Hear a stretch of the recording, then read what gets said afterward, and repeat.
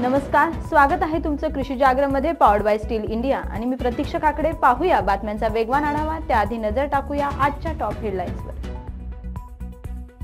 राज्यात वाढतंय धुक्यांचे प्रमाण, काही पिकांना मिळतोय फायदा. कांदा निर्यात बंदी विरोधात शेतकरी होणार आक्रमक.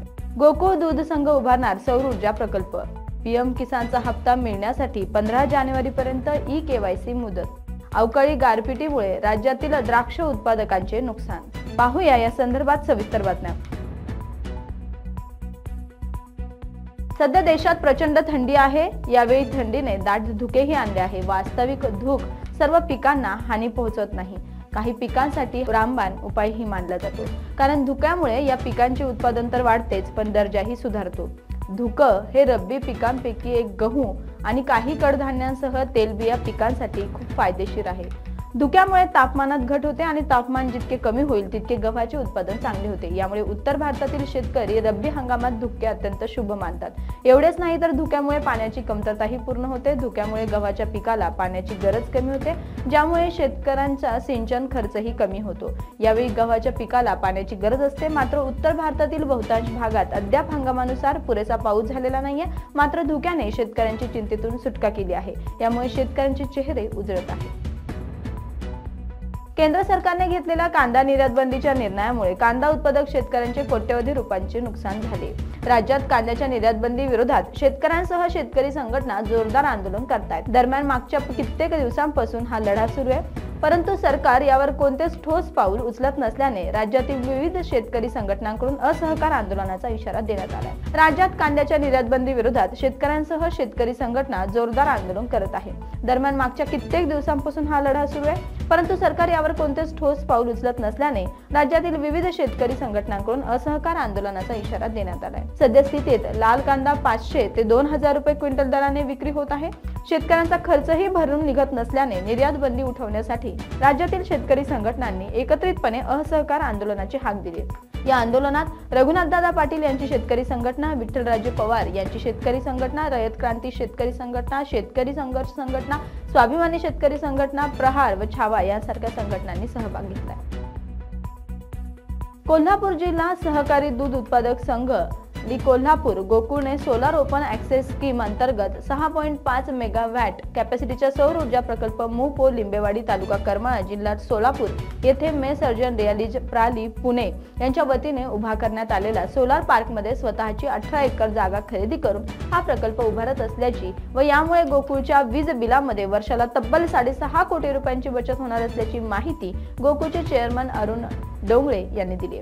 महाराष्ट्र राज्य विद्युत कंपनीच्या ओपन ऍक्सेस स्कीम मधून अशा पद्धतीचे सौर ऊर्जा निर्माण करून ती वीज मंडळाला पुरवली जाणार असून त्याबद्दल वीज मंडळ गोकुळच्या वीज बिलांचा दर कमी करणार आहे. सोलापूर जिल्ह्यात करमाळा तालुक्यातील लिंबेवाडी जवळ 200 एकरवर पुणे येथील सार्जन रियालिटी प्राली ही कंपनी सौर ऊर्जा निर्मिती करते. यापैकी गोकुळ 18 एकर जागा खरेदी करून या ठिकाणी या कंपनीमार्फत सोलार पार्क मधून रोज 6.5 मेगावॅट वीज निर्मिती गोकुळ करणार आहे. देशातील करोडो शेतकऱ्यांसाठी पंतप्रधान किसान सन्मान निधी योजनेशी संबंधित एक मोठं अपडेट समोर आले. शेतकऱ्यांनी याकडे चुकूनही दुर्लक्ष करू नये. असं केल्याने तुम्ही 16व्या हप्त्यापासून वंचित राहू शकतात. होय, तुम्ही ते बरोबर ऐकलंय. वास्तविक हे अपडेट ई-केवायसी संबंधित आहे. ज्या शेतकऱ्यांनी अद्यापही पंतप्रधान किसान सन्मान योजनेसाठी ई-केवायसी केलेले नाहीये त्यांनी लवकरात लवकर ते पूर्ण करावे आणि तुम्ही जर ते वेळेवर नाही केलं तर तुमचा 16वा हप्ता अडकू शकतो. अशा परिस्थितीत शेतकरी बांधवांनी आपली ई-केवायसी प्रक्रिया आजच पूर्ण करावी. जर तुम्ही असा विचार करत असाल की ई-केवायसी साठी अजून बराच वेळ शिल्लक आहे तर तुम्ही पूर्णपणे चुकीचे आहात, कारण या योजनेअंतर्गत ई-केवायसी प्रक्रिया पूर्ण करण्याची तारीख 15 जानेवारीपर्यंत निश्चित करण्यात आली आहे. मीडिया रिपोर्टनुसार ई-केवायसी साठी शेतकऱ्यांना 15 जानेवारीपर्यंत वेळ देण्यात आलाय. या तारखेपर्यंत लाभार्थी शेतकऱ्यांना कोणत्याही परिस्थितीत ई-केवायसी करून घ्यावी लागेल, अन्यथा त्यांच्या हप्त्याचे पैसे अडकतील आणि अशा परिस्थितीत ही प्रक्रिया आजच तुम्ही पूर्ण करा. पीएम किसान योजनेच्या लाभार्थ्यांना या योजनेचा लाभ घ्यायचा असेल तर त्यांनी पुढील हप्ता जारी होण्यापूर्वी ई-केवायसी आणि अर्जात झालेल्या चुका सुधारणे गरजेचे आहे. याशिवाय शेतकऱ्यांनी पीएम किसान लाभार्थी स्थिती तपासली पाहिजे, ज्याद्वारे त्यांना त्यांचे नाव लाभार्थी यादीत आहे की नाही याची माहिती मिळेल. तुम्ही तुमच्या जवळपासच्या सीएससी केंद्रात किंवा जवळच्या बँकेला भेट देऊन ई-केवायसी पूर्ण करू शकता. याशिवाय तुम्ही हे काम स्वतः घरी बसून देखील पीएम किसानच्या पोर्टलच्या माध्यमातून करू शकता. यासाठी वेबसाईटवर दिलेल्या ई-केवायसी पर्यायावर क्लिक करा आणि पुढील प्रक्रिया करा। अधिक माहितीसाठी संपर्क साधण्यासाठी आणि या योजनेशी संबंधित कोणत्याही समस्या असल्यास शेतकरी हेल्पलाईन क्रमांक 155261 किंवा 1800115526 टोल फ्री या नंबरद्वारे संपर्क साधू शकता। याशिवाय तुम्ही pmkisangovernment.in या वेबसाईटवर देखील संपर्क साधू शकता। राज्यात डिसेंबरच्या सुरुवातीला पडलेला अवकाळी पाऊस आणि गारपिटीमुळे तब्बल 1.5 लाख हेक्टरवरील द्राक्ष बागा उद्ध्वस्त झाल्या आहेत। यंदा द्राक्ष उत्पादनात 40% घट येण्यासह निर्यातीसाठीच्या द्राक्षांचा तुटवडा भासण्याची शक्यता व्यक्त केली जाते। सांगली जिल्ह्यात जवळपास 1,25,000 एकर द्राक्ष बागेचे क्षेत्र आहे। दरम्यान यंदा अवकाळी पावसाने मात्र सांगली जिल्ह्यातील शेतकऱ्यांचे मोठ्या प्रमाणात नुकसान केले। काळे व तपकिरी रंगाचे ठिपके पडून द्राक्षाचे घड कुजून गेले आहेत। द्राक्ष मण्यांवर ठिपके पडल्यानंतर 2 दिवसात पूर्ण द्राक्ष बागांचेच नुकसान झाले आणि मागच्या वर्षभरात द्राक्ष बागायतदारांना कधी पाऊस तर कधी धुके, कधी कडाक्याचे ऊन तर कधी कडाक्याची थंडी अशा विचित्र घटनांना सामोरे जावे लागले। यंदा द्राक्षांवर करपा रोगाचा प्रादुर्भाव झाल्यामुळे हातातोंडाशी आलेले पीक सडत आहे।